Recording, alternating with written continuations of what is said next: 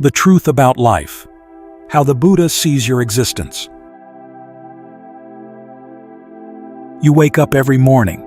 You go to work, meet people, worry about things, hope for things, get disappointed, fall asleep, and do it all over again. Day after day, year after year. And you call that life. But there is a question that very few people ever ask slowly enough, honestly enough, to actually hear the answer. Are you living, or are you just repeating? Most of us, if we are honest, are following a script. Nobody handed it to us on paper, but it is as clear as if it were printed in advance. Be born, go to school, find a job, earn money, start a family, grow old, die. And somewhere in between those milestones, you try to find happiness. Through love, through career, through material comfort, through the approval of others. But the question remains, where does the script lead? Have you ever chosen it, or did you just inherit it? There is something the human mind does extraordinarily well. So well that you almost never notice it. Psychologists call it normalization.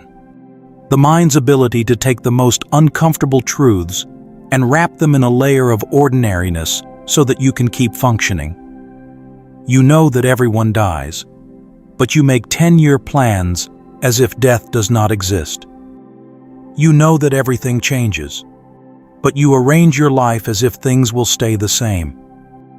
You know that your health, your youth, your relationships all have an expiration date, but you live as if they don't.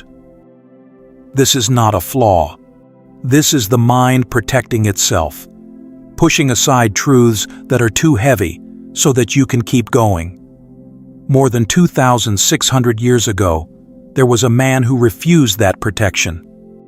Prince Siddhartha Gautama was born into a life that most people can only dream of. He had palaces, wealth, a beautiful wife, a newborn son, and a future as king.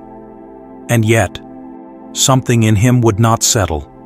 Something kept whispering that this whole arrangement, no matter how comfortable, was not the full picture. And 4 times, he stepped outside the gates of his palace. What he saw was nothing extraordinary. An old person, a sick person, a dead body, and a wandering monk. 4 images that every human being encounters, everywhere in the world. The difference was not in what he saw. The difference was in how he responded. Most of us see those things and turn away. We file them under, "That's just how life is," and move on. Siddhartha saw them and did not turn away. He let the full weight of those images land on him without cushioning, without explanation, without escape. An old body, and that body could be his. A sick person, and that sickness could be his. A corpse, and that death would certainly be his. No wealth, no palace, no title could change those facts. And a wandering monk, someone who had clearly seen all of this and chosen to live differently. That last image mattered. It meant there was another way to respond to the truth of the human condition, besides looking away. The question that arose in him was not, "Why is life unfair?" It was something far more unsettling. What if everything I believe about this life is seen through a fog that I have never noticed? That question drove him to leave everything behind. 6 years of searching, practicing, struggling, nearly dying from extreme asceticism. Until one night, sitting beneath a Bodhi tree, he stopped searching outward and looked directly inward. And what he saw that night changed the entire course of human understanding. He did not discover a theory. He saw, directly, clearly, without any filter, the way things actually are. And the distance between the way things actually are and the way we normally see them, that distance, it turned out, was the root of almost everything we call suffering. Before the Buddha spoke about suffering, before he spoke about the path, he spoke about something else. In his very first teaching, the Dhammacakkappavattana Sutta, the discourse on setting the wheel of Dhamma in motion, delivered at the deer park near Varanasi to 5 ascetics who had once practiced alongside him, the first thing he addressed was the middle way. There are these 2 extremes that are not to be indulged in by one who has gone forth. Which 2? That which is devoted to sensual pleasure, base, vulgar, ignoble, unprofitable, and that which is devoted to self-affliction, painful, ignoble, unprofitable. Avoiding both of these extremes, the middle way realized by the Tathagata, producing vision, producing knowledge, leads to calm, to direct knowledge, to self-awakening, to unbinding. The Buddha did not begin with a heavy declaration about the nature of suffering. He began with balance. He had tried both extremes, the life of luxury in his father's palace and the life of severe asceticism in the forest, and neither led to freedom. The path he found runs between those 2, not as a lukewarm compromise, but as something different in kind altogether. A middle way that produces vision, that produces knowledge. Only after establishing this did he turn to the 4 noble truths. And the first of those truths is dukkha. Now, this word has caused more misunderstanding than perhaps any other in Buddhist teaching. People hear dukkha, translate it as suffering, and conclude that the Buddha had a dark view of life. But dukkha does not simply mean pain or misery. The word carries an image at its root, a wheel with an off-center axle. The wheel still turns, still functions, but it never runs smoothly. There is always a wobble, a friction, something slightly off, not always painful, but never fully settled. Look at this honestly. You achieve something you have wanted for years, a promotion, a house, a relationship, and there is a moment of real joy. No one denies that. But then the joy fades, not because something went wrong, but because that is what joy does when it depends on conditions. The mind adapts, recalibrates, and starts wanting the next thing. Modern psychology calls this hedonic adaptation. The Buddha had a name for it 25 centuries earlier, viparinama dukkha, the dissatisfaction hidden inside every conditional happiness. The happiness is real while it lasts, but it does not last. The Buddha was not saying that life is terrible. He was saying something far more precise. You are looking for lasting peace in a place that, by its very nature, cannot provide it. It is like being thirsty and drinking salt water. The water is real, the drinking is real, but the thirst only grows, not because the water is bad, but because you are looking in the wrong place. And the Buddha did not stop at the diagnosis. He said, dukkha has a cause, and that cause can be addressed. He called that cause tanha. The Pali Canon describes it as the craving that makes for further becoming, accompanied by passion and delight, relishing now, here and now there. This is not simply desire in the everyday sense.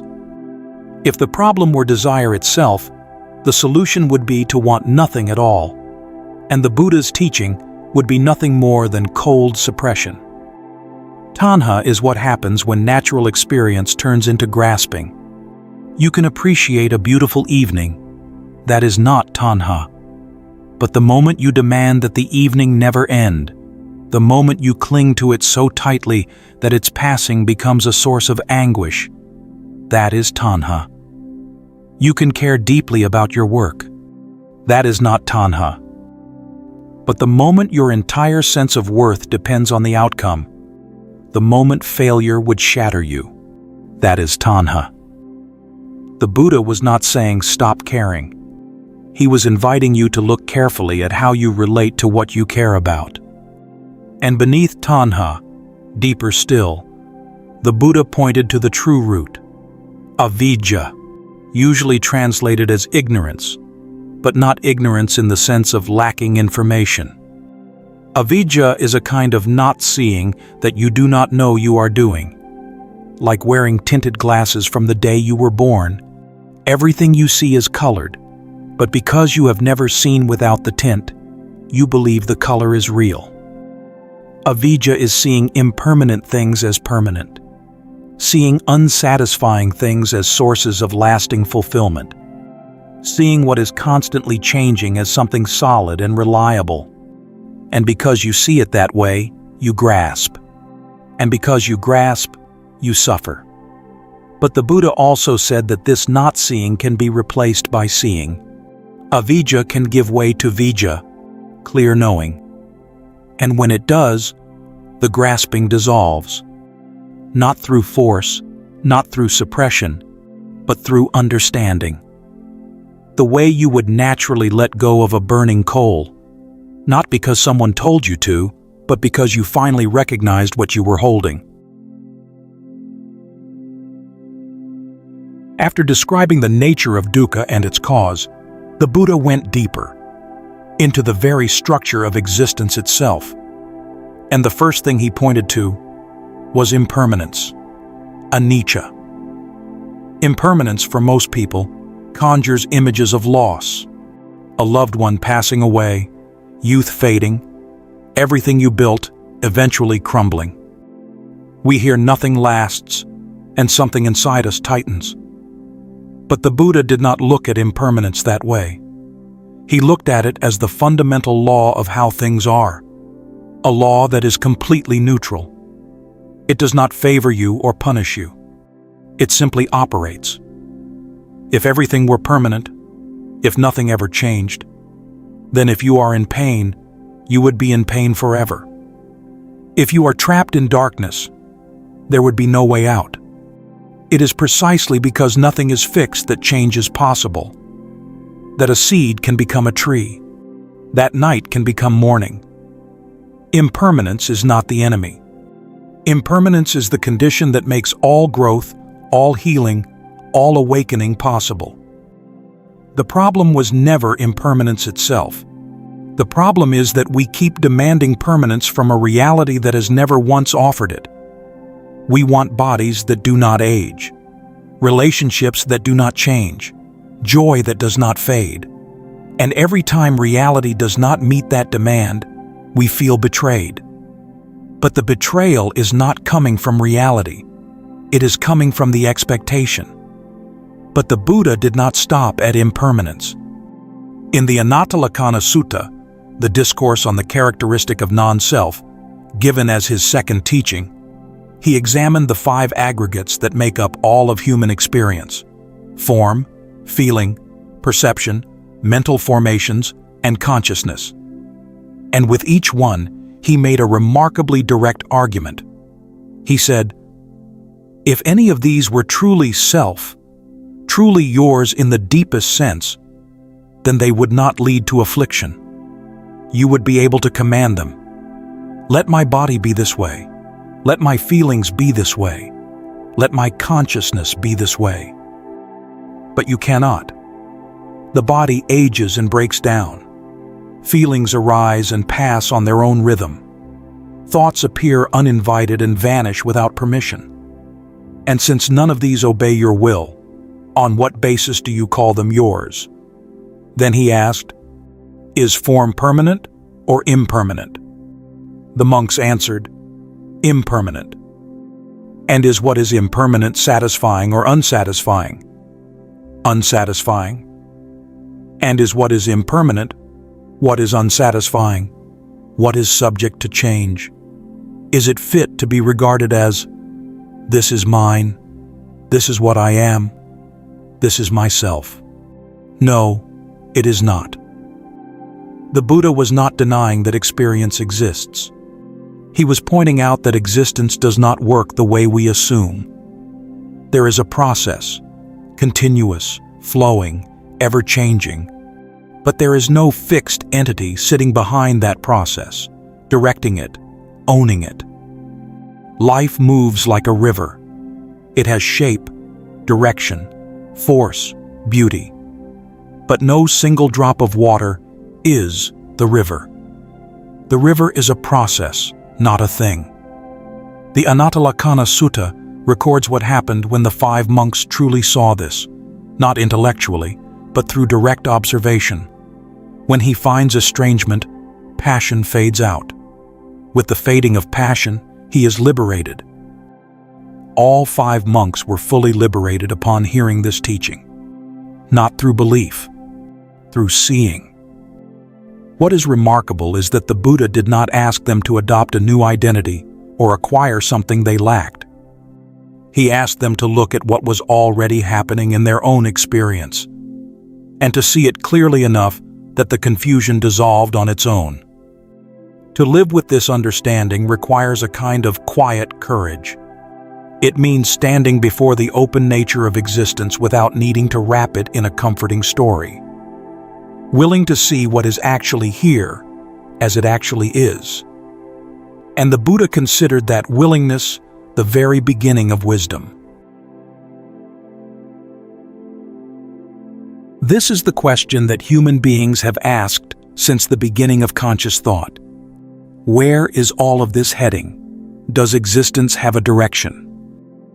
Different traditions offer different answers, and each of those answers has brought comfort and meaning to countless people throughout history. The Buddha, drawing from his own direct experience, offered a perspective that was distinctive. He said, "Without awakening, existence does not move toward a destination. It moves in circles." In the Anammataga Samyutta, the connected discourses on without discoverable beginning, the Buddha said, "This samsara, this cycle of existence, has no discoverable beginning. No first point can be found for beings roaming and wandering on, hindered by ignorance and fettered by craving." And then he offered an image. The tears that beings have shed while wandering through this cycle are more than the water in the 4 great oceans. Not as a threat, but to convey the sheer scale of what has been unfolding, largely unnoticed. Existence, in the Buddha's description, is not a straight line with a beginning and an end. It is a wheel, birth, death, rebirth, turning by the momentum of 2 forces, ignorance and craving.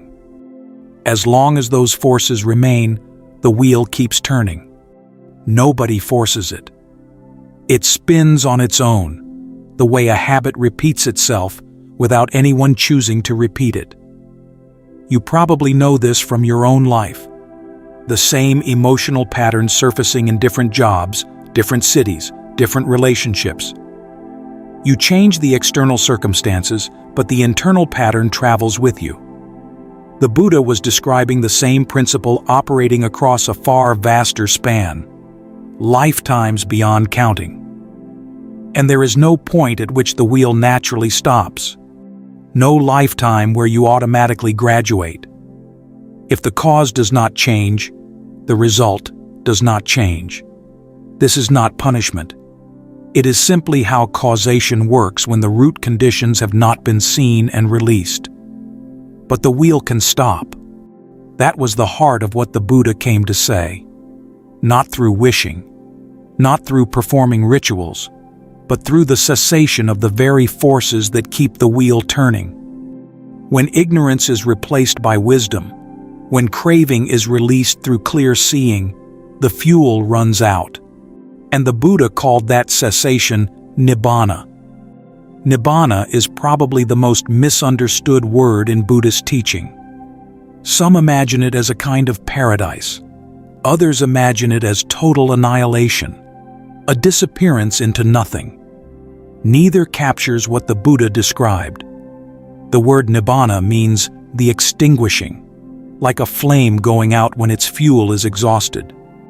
The fuel, in this case, is greed, hatred, and delusion.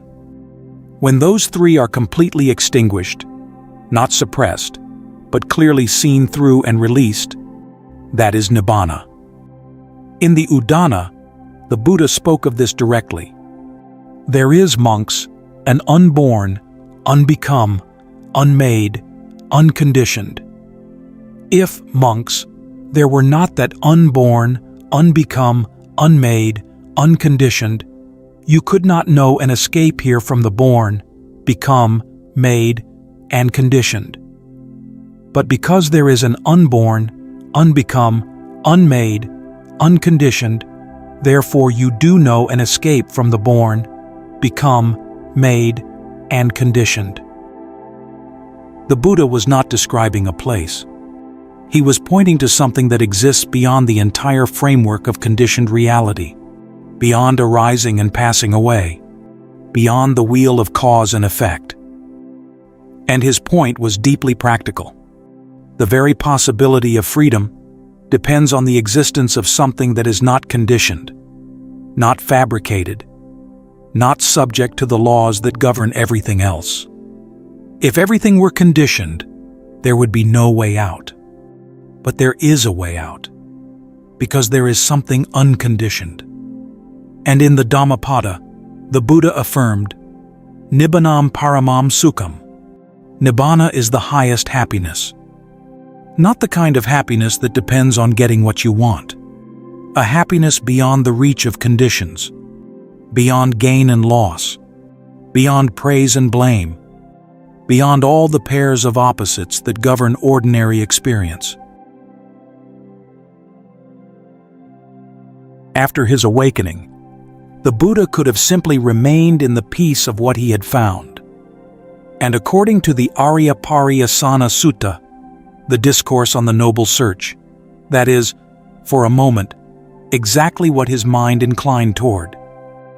The truth he had realized was, in his own words, deep, hard to see, hard to realize, peaceful, refined, beyond the scope of conjecture, subtle, to be experienced by the wise. He saw that this generation delights in attachment, is excited by attachment, enjoys attachment. And for such beings, this truth would be extraordinarily difficult to grasp. But then, the texts tell us, he surveyed the world with the eye of an awakened one, and he saw beings the way one might see lotuses in a pond, some submerged deep in the water, some standing at the surface, and some rising above it, untouched by the water. He saw that there were beings with only a little dust in their eyes, beings who were falling away simply because they had not heard the Dhamma. And out of compassion, not obligation, not ambition, he chose to teach. For 45 years, he walked across India, under sun, under rain, through kingdoms and villages, speaking to kings and outcasts alike, sharing the path he had found. The Pali word for the compassion that moved him is Mahakaruna, great compassion. Not pity, not sympathy from a safe distance, but the kind of understanding that comes from having seen, with complete clarity, the exact nature of another being's struggle, and knowing that there is a way through. But perhaps you are sitting here, and a very honest question is forming. If existence without awakening is just an endless cycle, then what does my life mean right now? I go to work tomorrow. I have people who depend on me. I have bills to pay and a heart that still gets broken. I am not sitting under a Bodhi tree. I may never reach full liberation in this lifetime. So what is the point of any of this for someone like me? This may be the most important question you can ask. And the Buddha did not leave it unanswered. He did not teach only for those capable of reaching the end of the path in one lifetime. He spent most of his 45 years speaking to people living ordinary lives, merchants, farmers, parents, people with the same doubts and burdens you carry, And what he offered them was not a distant promise. It was a way to live differently, starting now. Not perfectly, not completely free, but with less blindness, less unnecessary pain, and more clarity about what is actually happening in your own experience. The path he offered, the Noble Eightfold Path, is not a set of commandments to obey. It is a way of living that you practice and discover for yourself. Right view, right intention, right speech, right action, right livelihood, right effort, right mindfulness, right concentration.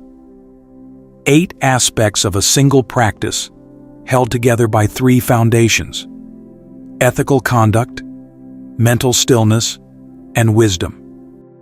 This path does not ask you to become someone else. It does not require you to abandon your life or retreat from the world. The first step is simpler than you might expect. Stop and observe. Observe the breath moving in and out. Observe sensations arising and passing. Observe thoughts appearing and disappearing, without chasing them, without pushing them away. Just observe. That small act of awareness, stepping out of the automatic stream of reaction and simply being present, is the seed of everything the Buddha taught. And when that seed begins to take root, something changes in the texture of your days. Conflicts become less consuming, not because you suppress your response, but because you see the reaction arising before it takes over. And in that seeing, you have a choice you did not have before. Loss becomes more bearable, not because it hurts less, but because you stop adding layers of resistance on top of the pain itself. The ordinary moments, eating a meal, walking down a street, listening to someone speak, begin to carry a quality of presence they never had. This is not enlightenment, but it is the direction of enlightenment. And it is already a different way to be alive. In the Dhammapada, the Buddha said, Tumhehi kikamatapam, akataro tathagata. You yourselves must make the effort. The Tathagatas only point the way. He did not place himself between you and freedom. He pointed to the road and said, walk. Not because freedom is easy to reach, but because it can only be reached by the one who walks.